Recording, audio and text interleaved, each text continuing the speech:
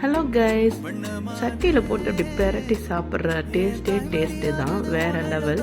நீங்கள் எல்லோரும் கேட்டுட்டு இருந்த லஞ்ச் பாக்ஸ் ரெசிபி தான் இன்றைக்கி நம்ம பார்க்க போகிறோம். என்ன லஞ்ச் பாக்ஸ் ரெசிபின்னு சொல்லிட்டு உருளைக்கிழங்கு கட் பண்ணிகிட்ருக்கேன்னு பார்க்குறீங்களா? ஆமாம் கைஸ், இன்றைக்கி நம்ம உருளைக்கிழங்கு ரைஸ் தான் பண்ண போகிறோம். இதுக்கு முக்கியமே இந்த மசாலா தான். பூண்டு 4-5, தக்காளி 1, வரமிளகா காரத்து அந்த மாதிரி சேர்த்து நல்லா நைஸாக அரைச்சி வச்சுக்கோங்க.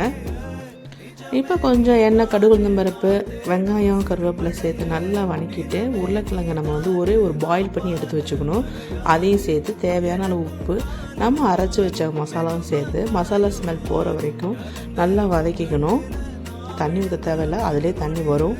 கொஞ்சம் நல்லா வதக்கிட்டு வதங்கினதுக்கப்புறம் இதில் நமக்கு தேவையான அளவு ரைஸ் சேர்த்துனதுக்கப்புறம் தெரியும் நல்லா கலந்து விட்டுட்டு அப்படியே எடுத்து சாப்பிட்டு அடடா என்ன ருசி.